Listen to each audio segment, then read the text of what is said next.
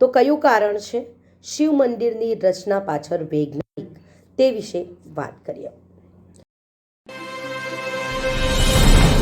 નમસ્કાર દર્શક મિત્રો, ખબર છે .com હું માલવિકા આપનું સ્વાગત કરું છું. મિત્રો, આજે આપણે વાત કરીશું કે શિવ મંદિરની રચના પાછળ વૈજ્ઞાનિક કારણ કયું રહેલું છે. કહેવાય છે કે શિવ મંદિરની રચના પાછળ વૈજ્ઞાનિક કારણ રહેલું છે. જો કે ઘણા લોકો આ બાબતથી અજાણ છે. તો કયું કારણ છે શિવ મંદિરની રચના પાછળ વૈજ્ઞાનિક, તે વિશે વાત કરીએ. હાલ શ્રાવણ માસ ચાલી રહ્યો છે, ત્યારે શ્રાવણમાં શિવ મંદિરોમાં ભગવાન શંકરના મંત્રો ગુંજવા લાગે છે. આ મહિનામાં દરેક ભક્તજનો શંકરના મંદિરે નતમસ્તક થઈ ભગવાનની પૂજા અર્ચના કરે છે. તમે ઘણા મંદિરો જોયા હશે જેને લઈને ઘણા લોકોના મનમાં અનેક સવાલો થતા હોય છે. જેમાંનો એક સવાલ મંદિરની રચનાને લઈને પણ થતો હોય છે. ત્યારે આજે આપણે ન્યૂઝ 18 પર અહેવાલ રજૂ કરવામાં આવ્યો છે.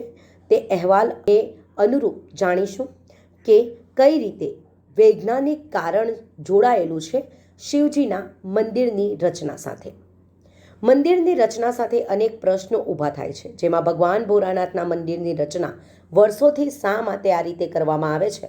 શા કારણે શિવલિંગને ગર્ભગૃહના દ્વારની જગ્યાથી અંતરિક્ષમાં પ્રવેશ આપવામાં આવે છે? મંદિર ઉપરનું શિખર શા માટે સુવર્ણ શિખર બનાવવામાં આવે છે?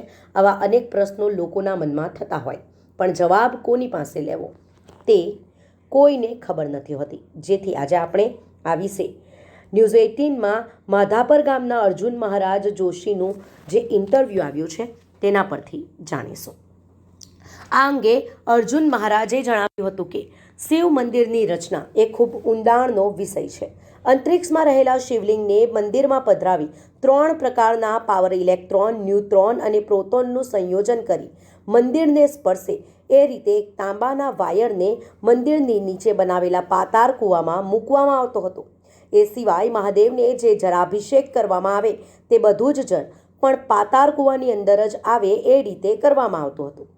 વધુમાં તેઓ જણાવે છે કે મંદિરની ઉપર સુવર્ણ શિખરમાં કળશની અંદર દેશી ગાયનું શુદ્ધ ઘી ભરી તે કળશને ઢાંકી ઉપર મૂકવામાં આવતું અને તેમાંથી પણ એક તાંબાનો તાળ પાતાળ કૂવામાં જોડાય તે રીતે વ્યવસ્થા કરવામાં આવતી. અર્જુન મહારાજ વધુમાં જણાવે છે કે બધા જ શિવ મંદિરોની રચના પૂર્વમુખ બાજુ કરવામાં આવે છે, જેથી સૂર્યના કિરણો મહાદેવ પર પડે અને તમામ ઉર્જાઓ જળની અંદર પ્રવેશે અને તાંબાના તારથી થતા વિદ્યુત વાહકથી શિખર સુધી પહોંચે. તેથી જળ અને અગ્નિના સંયોજન થાય છે, જે બાદ શિખર પર મુકાયેલું ઘી અમૃત બની જાય છે. મંદિરને જ્યારે 100 વર્ષ પૂર્ણ થાય ત્યારે ઘી તે સમયમાં રાજવૈદ હતા તેમને સોંપવામાં આવતું હતું.